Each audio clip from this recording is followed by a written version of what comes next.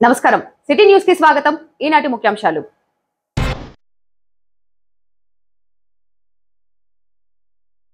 అభివృద్ధి సంక్షేమం ఆగకుండా సాగాలంటే ఏపీ సీఎంగా వైఎస్ జగన్, వినికొండకు ఎమ్మెల్యేగా బ్రహ్మనాయుడులను గెలిపించుకోవాలన్న మున్సిపల్ చైర్మన్ అభివృద్ధి లెక్కల బోర్డు ఆవిష్కరణ।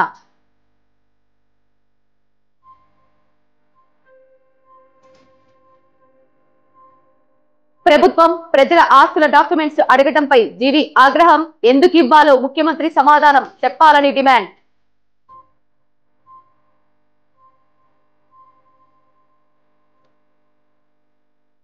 రెవెన్యూ కోర్టులో 27 ఫిర్యాదులు పరిష్కారం, స్పందన సేవలను సద్వినియోగం చేసుకోవాలన్న తహసీల్దార్ కిరణ్ కుమార్।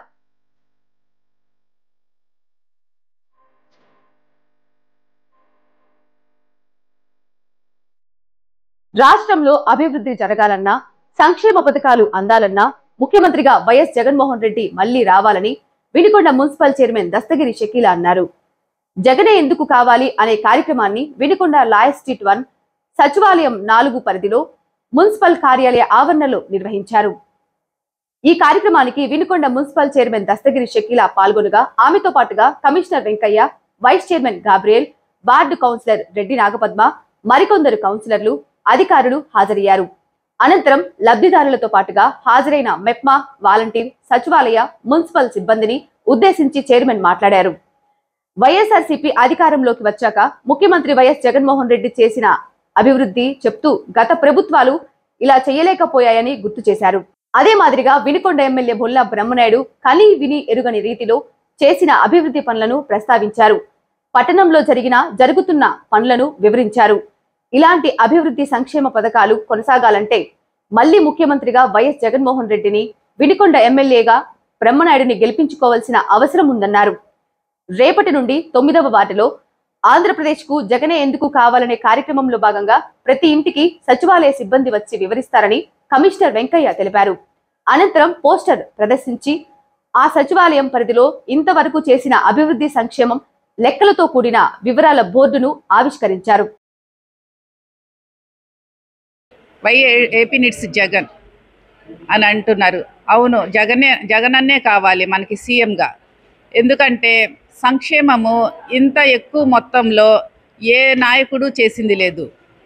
మన భారతదేశ పరంగా మొత్తం తీసుకుంటే కాగ్ నివేదిక కూడా సంక్షేమంలో మన భారతదేశం టాప్లో పొజిషన్లో ఇచ్చింది।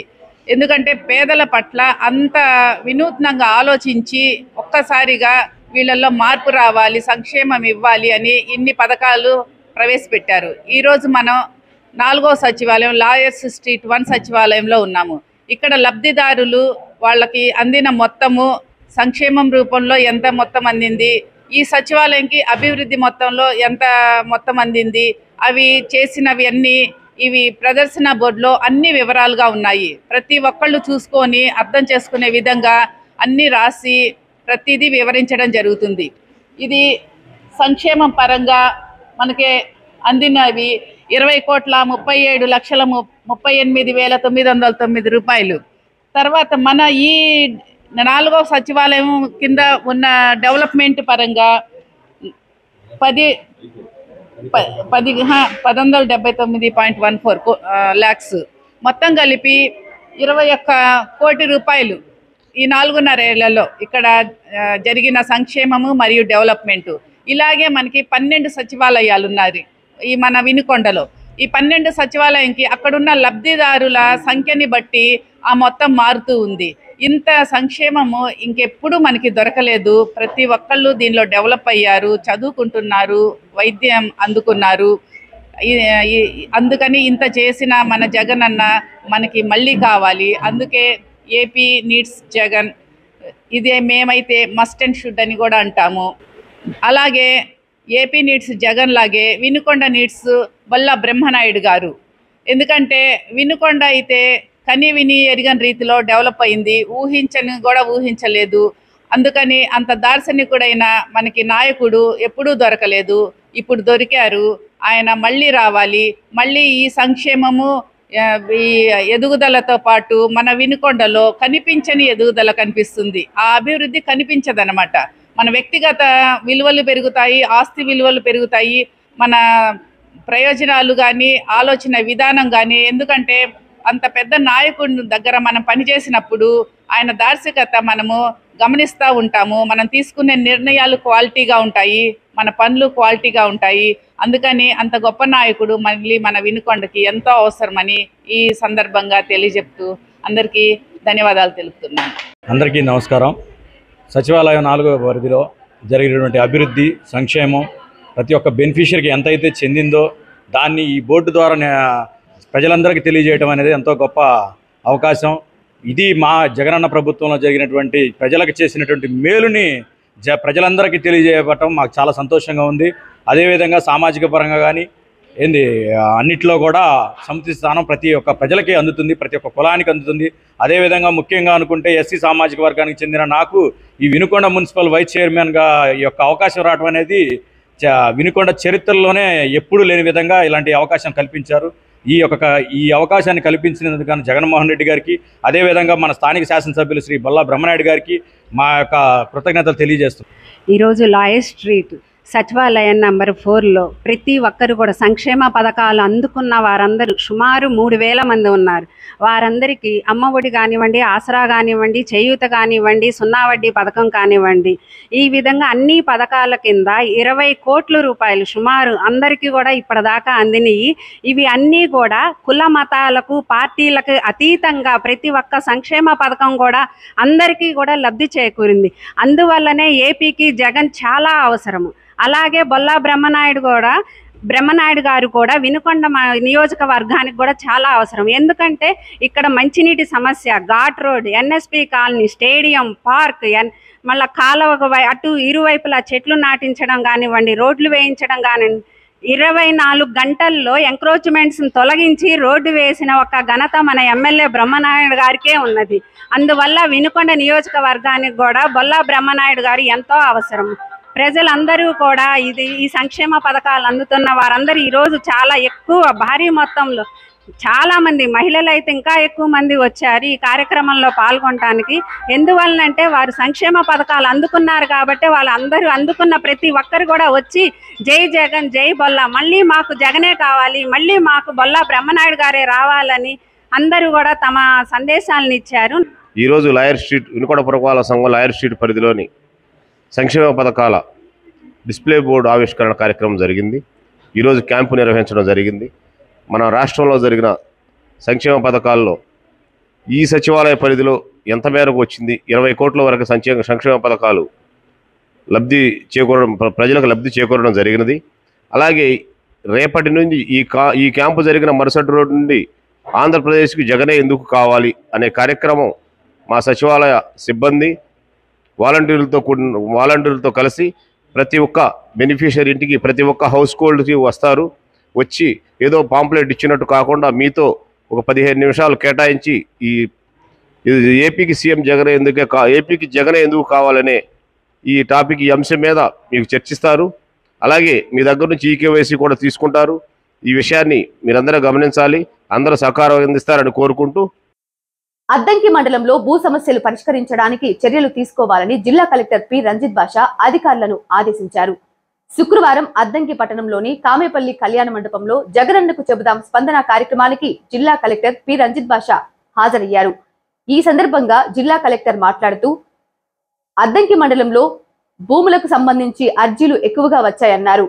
భూములకు సంబంధించిన సమస్యలు పరిష్కరించాలని అధికారులకు ఆదేశాలు ఇచ్చామన్నారు.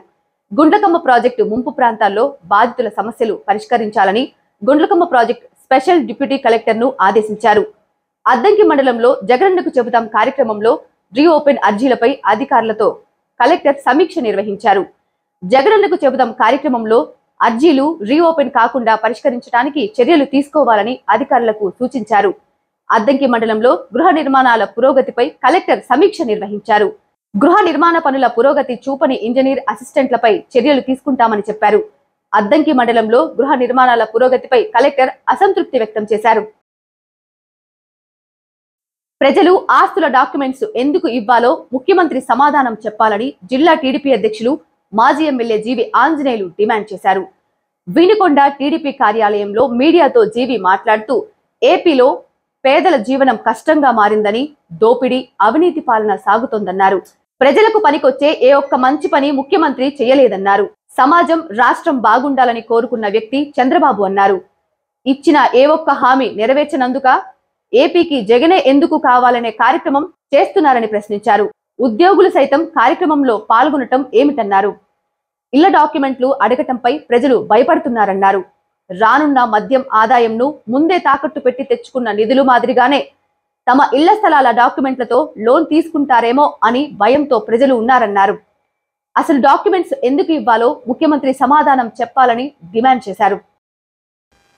ఈరోజు ప్రభుత్వం ఇచ్చినటువంటి హామీల్లో ఏ ఒక్క హామీ నిలబెట్టుకోలేకపోయింది జగన్మోహన్ రెడ్డి ప్రభుత్వం. ఇంకెందుకయ్యా జగనన్న ప్రభుత్వం? ఈరోజు జనాలు చీకొడుతున్నారు, ఎదురు చూస్తున్నారు. They are waiting for election. ఎప్పుడు ఎలక్షన్ వస్తుందా, ఎప్పుడు చిత్తుగా ఈ జగన్ ఓడిద్దామని చెప్పేసి జనాలు ఖచ్చితంగా ఎదురు చూస్తున్నారు. దమ్ముంటే రండి, ఇంకా ముందు పెట్టండి ఎలక్షన్. ఈ జగన్ అవసరం లేదు, ఎందుకు అవసరం లేదు ఈరోజు ప్రజలు చెప్పడానికి సిద్ధంగా ఉన్నారు. ఏపీకి జగనే ఎందుకు కావాలని ప్రోగ్రాం పెట్టుకోవటం సిగ్గుసేటు. దానికి ఎంప్లాయీస్ని ఉపయోగించడం ఏంటి? అన్ని వర్గాల ప్రజల్ని మోసం చేస్తున్నారు. మీరు మీ పార్టీ ప్రోగ్రామ్కి ఎంప్లాయీస్ని ఏ విధంగా ఇన్వాల్వ్ చేస్తారు? మీరు అసలు అధికారులు ఏ విధంగా పాల్గొంటారు? ఈరోజు గత్యంతరం లేక మీ అధికారం ఉంది కాబట్టి అందరూ కూడా తల ఊపుతున్నారు. మనసులో ఒకటి పెట్టుకొని పైకోటి చేస్తున్నారు. తప్పనిసరి గత్యంతరం లేక ఈ దుర్మార్గ ప్రభుత్వంలో ఎవరి మీద ఏం కేసులు పెడతారో, ఏ పోస్టింగ్ ఊడిపోద్దానని చెప్పేసి అరిచేతిలో ప్రాణాలు పెట్టుకొని బతుకుతున్నారు ఎంప్లాయీస్. మనసు చంపుకొని చేస్తున్నారు ఎంప్లాయీస్. ఈ దుర్మార్గ పాలన ఎప్పుడు పోద్దా అని చెప్పేసి అనుకుంటూ, మనసులో అనుకుంటూ మీరు చెప్పిన పనులు చేస్తున్నారు గత్యంతరం లేని పరిస్థితిలో. ఈ వైసీపీ ప్రభుత్వ దొంగలు కొంతమంది ఇంటి వాలంటీర్లను అడ్డం పెట్టుకొని ఇంటి డాక్యుమెంట్లు అడుగుతున్నారు. ప్రజలు మొత్తుకుంటున్నారు. మా ఇంటి డాక్యుమెంట్లు ఇస్తే ఏమవుతాయోనని చెప్పేసి ప్రజలు భయపడుతున్నారు. అదేమంటే ప్రజలు చెప్పుకుంటున్నారు, మద్యపాన నిషేధం చేస్తానన్న ఈ జగన్నాయకుడు మద్యపాన నిషేధం చేయకపోగా మద్యం మీద వచ్చే ఆదాయం రానున్న 15 సంవత్సరాల ఆదాయం కూడా తాకట్టు పెట్టి లోన్లు తీసుకున్నాడు. అబ్బా, ఇలాంటి ముఖ్యమంత్రి దేశంలో అక్కడ చూశారండి ప్రజలు? 15 సంవత్సరాలు రానున్న మద్యం మీద వచ్చే ఆదాయాన్ని మీరు తాకట్టు పెట్టి లోన్లు తెచ్చుకున్నారంటే మీకు సిగ్గుందా? మద్యపాన నిషేధం చేస్తామని హామీ ఇచ్చిన మీరు 15 ఏళ్ళు మద్యం ఆదాయం తాకట్టు పెట్టి ఏ విధంగా లోన్లు తీసుకున్నారు మీరు ప్రభుత్వానికి? అదేవిధంగా ఈరోజు ప్రజలు భయపడి వస్తున్నారు. మా డాక్యుమెంట్లు ఇస్తే మా ఆస్తులు జగన్మోహన్ రెడ్డి ఆడ తాకట్టు పెట్టుకుంటాడని చెప్పేసి ఈరోజు ప్రజలు భయపడి వస్తున్నారు.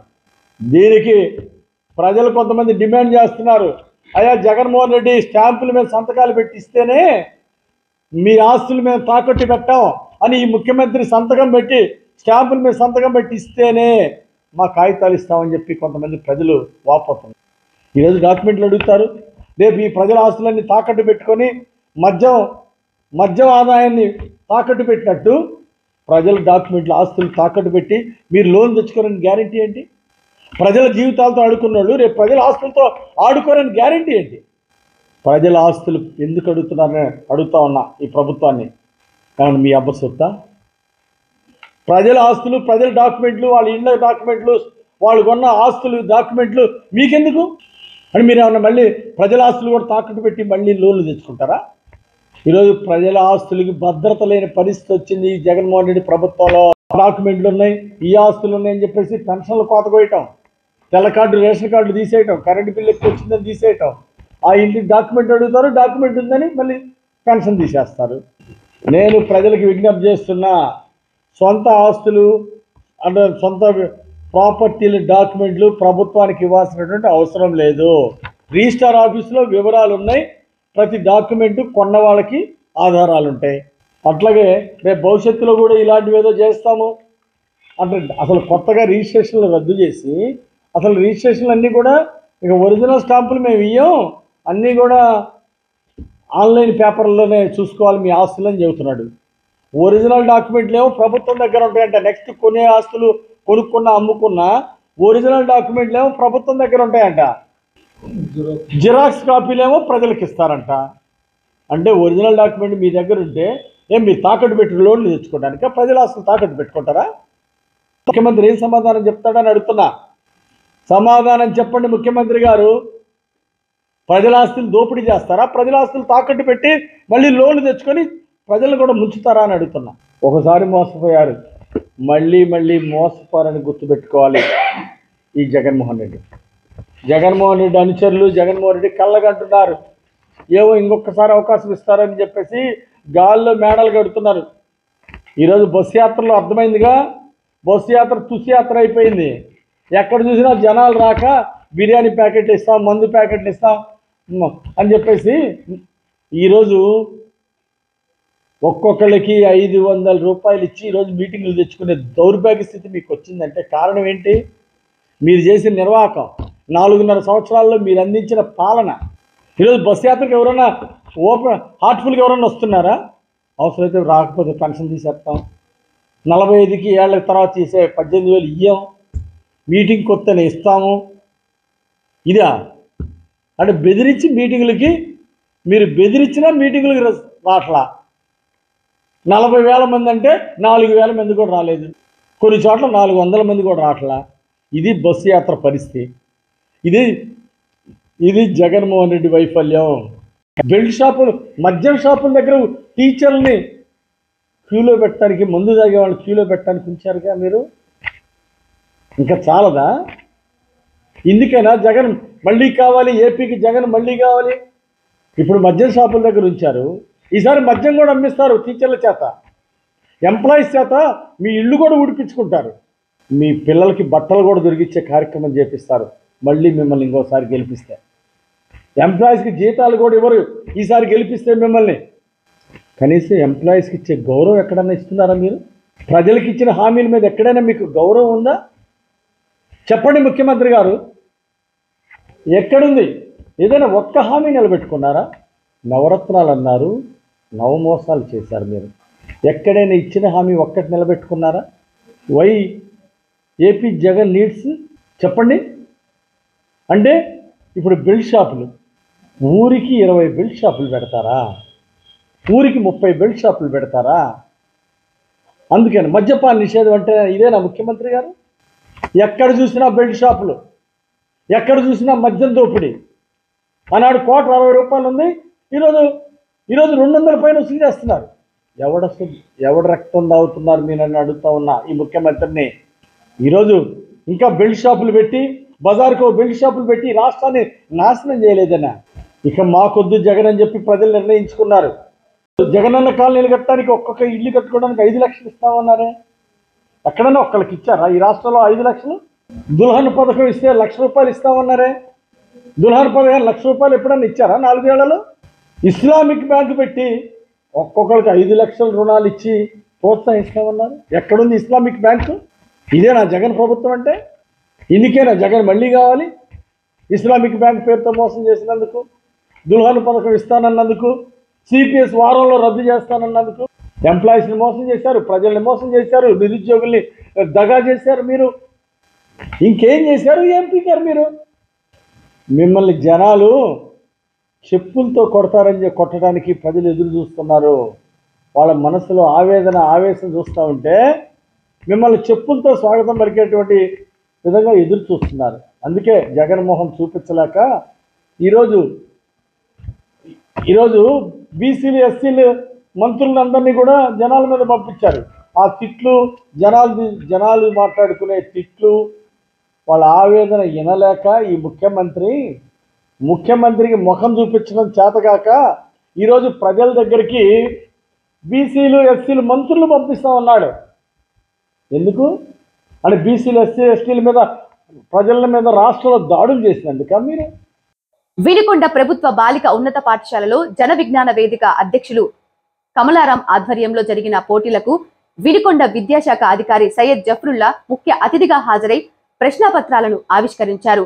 అనంతరం చెకుముకి పోటీలు నిర్వహించారు. ఈ పరీక్షలు సమాజంలో నెలకొన్న మూఢనమ్మకాల నిర్మూలనతో పాటుగా విద్యార్థులలో ప్రతిభ, చైతన్యం కనబర్చిన ఇలాంటి పరీక్షల్లో పోటీలు నిర్వహిస్తున్న జన విజ్ఞాన వేదిక సంస్థకు, నిర్వాహకులకు ఎంఈఓ జఫ్రుల్లా ప్రత్యేకంగా అభినందనలు తెలిపారు. ఎన్నికల పోటీకి బ్రహ్మనాయుడు భయపడే టీడీపీ హయాంలో అభివృద్ధి చూపిస్తే పోటీ చేయనన్న వ్యాఖ్యలు చేశారని జిల్లా టీడీపీ అధ్యక్షులు మాజీ ఎమ్మెల్యే జీవి ఆంజనేయులు అన్నారు. వీరికొండ టీడీపీ కార్యాలయంలో జరిగిన మీడియా సమావేశంలో జీవి మాట్లాడుతూ ఎమ్మెల్యే బ్రహ్మనాయుడికి 175 ఎకరాల పొలంపై న్యాయస్థానం నుండి నోటీసులు అందలేదని చెప్పటం దిగజారటమేనని, ఓటమి భయంతోనే బ్రహ్మనాయుడు గత టీడీపీ హయాంలో జరిగిన అభివృద్ధి చూపిస్తే పోటీ చేయను అనే వ్యాఖ్యలకు నిదర్శనమన్నారు. ఎట్లా మాట్లాడతావు? ఆయన పేదల సొమ్ము 175 ఎకరాలు ఆక్రమించుకుంది వాస్తవం కాదా? మళ్ళీ నీకు కోర్టు నుండి నోటీసులు వస్తే నాకు నోటీసులు రాలేదని భుజాలు తడుక్కుంటావు సిగ్గు లేకుండా. నీకు నోటీసులు ఇచ్చిన విషయం కోర్టుకి తెలుసు, నీకు తెలుసు, అని ఆధారాలు ఉన్నాయి. నాకు నోటీసులు రాలేదని చెప్పేసి దిగజాడు మాటలు మాట్లాడటం ఎందుకు? ఈ తప్పుడు మాటలు. ఆయన అంటాడు బొల్ల తెలుగుదేశం చేసిన అభివృద్ధి, ఆంజనేయులు గారు చేసిన అభివృద్ధి ఎక్కడుందో చూపించమను, ఇంక నేను పోటీ చేయను అంటున్నాడు. అంటే పోటీ చేసే ఉద్దేశం లేదు ఆయనకి. రేపు చిత్తుగా 40-50 వేలు ఓట్లు తేడాతో ఓడిపోతే సిగ్గుపోద్ది, పరుగు పోద్ది, జనాల్లో తిరగలేమని భయం పట్టుకుంది. అని నేను అభివృద్ధి చూపిస్తే ఆయన పోటీ చేయడంట. ప్రతి గ్రామంలో చేసిన అభివృద్ధి చూపిస్తాం అంటే పోటీ చేయడానికి భయపడే ఇలాంటి మాటలు మాట్లాడుతున్నారు. మీరు చేసిన అభివృద్ధి చూపించండి, మేము పోటీ చేయం. మేము చేసిన అభివృద్ధి వినుకొండ మొదలు పెట్టుకొని ప్రతి గ్రామంలో చూపిస్తామని ఈరోజు ప్రజలందరికీ తెలుసు. వేసిన సిమెంట్ రోడ్లు ఎక్కడ పోతాయి, చేసిన అభివృద్ధి ఎక్కడ పోతుంది? ఘాట్ రోడ్డుకి రోడ్డు మొదలు పెట్టింది ఎవరు? శంకుస్థాపన చేసింది ఎవరు? ఎన్ఎస్పి కాలం మీద సిమెంట్ రోడ్లు వేసింది ఎవరు? మొదలుపెట్టింది ఎవరు? ఎవరు తెచ్చిన నిధులు? వినుకొండలో సెంట్రల్ లైటింగ్ వేసింది ఎవరు? డివైడర్లు కట్టింది ఎవరు? వినుకొండ సెంట్రల్లో డివైడర్ మీద మొక్కలు నాటింది ఎవరు? తెలుగుదేశం పాలనలో కాదా? చేసిన అభివృద్ధి చూస్తే పోటీ చేయనంటే పోటీ చేయకపోతే పోటీ చేయడం ఇష్టం లేదని చెప్పి, అంతేగాని చేసిన అభివృద్ధి చూపిస్తే అంటే నేను చూపిస్తే నువ్వు పోటీ చేయవా? పోటీ చేయడానికి గుండెల్లో రైలు పరిగెడుతున్నాయి. పరుగు పోద్దని లోపల సతమతమైపోతా ఉన్నారు. 40,000 50,000 మెజార్టీతో చిత్తుగా తేడాతో ఓడిపోతామనే భయంతో ఈరోజు బొల్ల ఈ మాటలు మాట్లాడుతున్నాడు. గొల్లకమ్మ వాగు ఇసుక అమ్ముకున్న ఓట్లు ఎవడేస్తాడా? 10 రూపాయలు కేజీ బియ్యం కొని 30 రూపాయలకు అమ్ముకుంటా పేదల నోటి దగ్గర బియ్యం కూడా దోచుకునేవాడికి ఎవడన్నా ఓట్లు వేస్తాడా? సిగ్గున్నాడు. ఎంఆర్ఓలను అడ్డం పెట్టుకుని పాస్ పుస్తకాలకు డబ్బులు వసూలు చేసి దాంట్లో వాటాలు తీసుకునే వాళ్ళకి ప్రజలు ఓట్లు వేస్తారా? స్పందనలో వచ్చే రెవెన్యూ సమస్యల పరిష్కారానికై నిర్వహించే రెవెన్యూ కోర్టు సేవలను సద్వినియోగం చేసుకోవాలని వినుకొండ తహసీల్దార్ కిరణ్ కుమార్ తెలిపారు. వినుకొండ తహసీల్దార్ కార్యాలయంలో నేడు రెవెన్యూ కోర్టు నిర్వహించారు.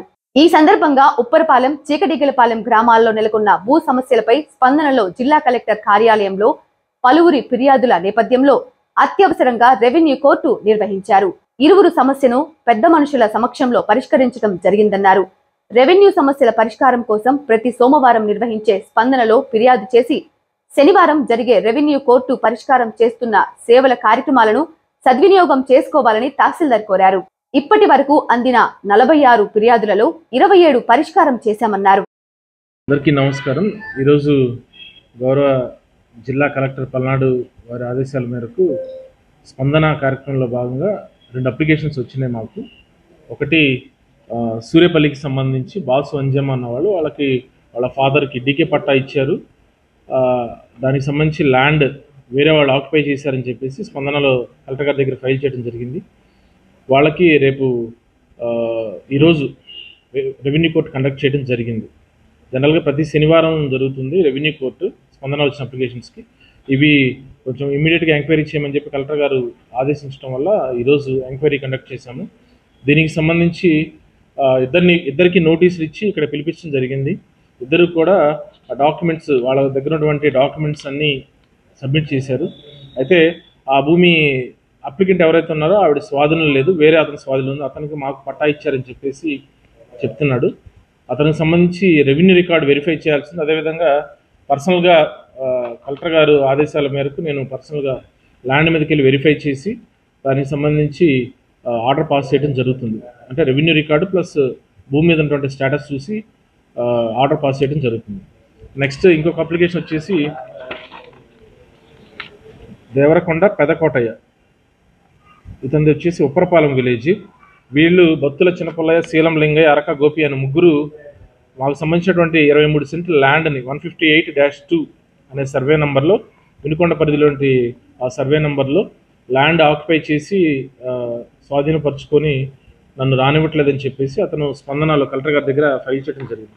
దీనికి సంబంధించి ఆ గ్రామానికి పెద్ద మనుషులు కూడా వచ్చారు. అంటే ఉన్న వాస్తవాలని తెలియజేయడం కోసం, అక్కడ ఉన్నటువంటి వాస్తవ పరిస్థితిని తెలియజేయడం కోసం వాళ్ళతో పాటుగా పెద్ద మనుషులు, గ్రామ పెద్దలు కూడా వచ్చారు, సర్పంచ్ గారు వాళ్ళందరూ వచ్చారు. అయితే దీనికి సంబంధించి ఇద్దరు దగ్గర డాక్యుమెంట్స్ వెరిఫై చేసిన తదుపరి వాళ్ళిద్దరితో మాట్లాడిన తర్వాత అప్లికెంట్ ప్లస్ వాళ్ళకు కూడా చిన్న చిన్న మిస్అండర్స్టాండింగ్స్ ఉన్నాయి. భూమి మీద ఉన్నటువంటి వాస్తవ పరిస్థితి అంతా కూడా అర్థమైంది వాళ్ళు చెప్పే విధానంలో. అయితే వాళ్ళు ఎవరి హద్దుల్లో వాళ్ళు ఉన్నారు, కానీ ఒకసారి సర్వే చేస్తే ప్రాబ్లం రిజాల్వ్ అవుతుందని చెప్పేసి వాళ్ళు కూడా చెప్పడం జరిగింది. పెద్ద మనుషులతో కూడా మాట్లాడడం జరిగింది. అయితే వాళ్ళ దగ్గర డాక్యుమెంట్స్ కూడా ఇద్దరి దగ్గర డాక్యుమెంట్స్ వెరిఫై చేసి రేపు ఆఫ్టర్ దివాళీ వీళ్ళకి సర్వే చేస్తాను, సర్వే చేసి ఎవరి భూమిని వాళ్ళకి హద్దులు నిర్ణయిస్తామని చెప్పేసి చెప్పడంతో వాళ్ళ నలుగురు కూడా అప్లికెంట్ ప్లస్ ఎవరైతే అగెన్స్ట్ హూమ్ ఎలిగేషన్స్ ఫైల్డ్ వాళ్ళు కూడా సంతకాలు పెట్టారు, నా సమక్షంలో సంతకాలు పెట్టారు. సర్వే చేసి మీరు కనుక బౌండరీస్ ఫిక్స్ చేస్తే మేము అదే బౌండరీస్లో ఉంటాం సార్, ఫర్దర్గా ఎలాంటి ఎలిగేషన్స్ రైజ్ చేయము ఈ విషయం అని చెప్పేసి వాళ్ళు మ్యూచువల్ అండర్స్టాండింగ్ మీద ఇక్కడికి వచ్చిన తర్వాత ప్రాబ్లం సాల్వ్ అయింది. ఈ విధంగా రెవెన్యూ కోర్టు అంటే స్పందనలో పెట్టిన ప్రతి అప్లికేషన్స్ కూడా మనము ఎవ్రీ సాటర్డే కండక్ట్ చేస్తాం జనరల్గా. ఈరోజు కొంచెం అర్జెంట్ అప్లికేషన్ వల్ల ఇప్పుడు కండక్ట్ చేయడం జరిగింది.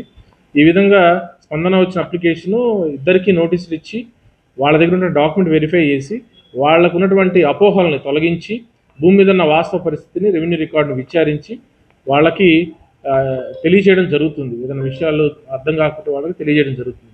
ఆ విధంగా మరి ఈరోజు ఇక్కడికి వచ్చినటువంటి రైతులు కూడా మరి వాళ్ళందరూ ఏకాభిప్రాయంతో సాల్వ్ చేస్తున్న ప్రాబ్లం. ఆ విధంగా కూర్చోబెట్టి మాట్లాడితే ఖచ్చితంగా అదేవిధంగా మన రెవెన్యూ కోర్టులో ఇప్పటివరకు కూడా దాదాపు 45 ఇష్యూస్ని మేము రెవెన్యూ కోర్టు ఇప్పటివరకు కూడా కండక్ట్ చేయడం జరిగింది. ఈ 45 ఇష్యూస్లో దాదాపుగా 27 కేసెస్లో రైతులు అనుకూలంగా వాళ్ళు మనం చెప్పినటువంటి విషయాలను వాళ్ళు అర్థం చేసుకొని ప్రాబ్లం సాల్వ్ చేసి వాళ్ళకి ఆర్డర్ పాస్ చేయడం జరిగింది. కాబట్టి మరి రైతులు కానీ ప్రజలు కానీ మన దగ్గర జరిగేటువంటి స్పందన కార్యక్రమం కానీ అందరూ కూడా సద్వినియోగపరచుకోండి. కలెక్టర్ గారి దగ్గరకు వెళ్ళిన తర్వాత ఆర్డీఓ గారి దగ్గరికి వెళ్ళిన అప్లికేషన్స్ మళ్ళీ మన కార్యాలయానికి ఫార్వర్డ్ అయ్యి ఆ అప్లికేషన్స్ మీద ప్రతి మండేకి సంబంధించినటువంటి స్పందన అప్లికేషన్లో every Saturday revenue court conduct చేయడం జరుగుతుంది. కాబట్టి ఇలాంటి సమస్యలన్నీ కూడా భూమికి సంబంధించిన సమస్యలన్నీ కూడా ఒకసారి మేము చెప్పేది కూడా ఓపికగా విని అవన్నీ కూడా ప్రాబ్లమ్ సాల్వ్ చేసుకొని ఎవరైనా సరే ఇంకా సర్వే సంబంధించి అలాంటి డిస్ప్యూట్స్ ఉన్నా కానీ మా సర్వేని పంపించేసి సాల్వ్ చేస్తామని చెప్పడం జరిగింది. కాబట్టి ఇలాంటి అవకాశాన్ని అందరూ కూడా సద్వినియోగపరచుకొని రెవెన్యూ కోర్టుకి రైతులు కానీ వాళ్ళందరినీ కూడా అప్లికెంట్స్ని కూడా సహకరించమని నేను మీ అందరినీ కూడా రిక్వెస్ట్ చేస్తున్నాను. Thank you. సిటీ న్యూస్ ఇంతటితో సమాప్తం. తిరిగి రేపటి సిటీ న్యూస్ లో మళ్ళీ కలుద్దాం. అంతవరకు సెలవు. నమస్కారం.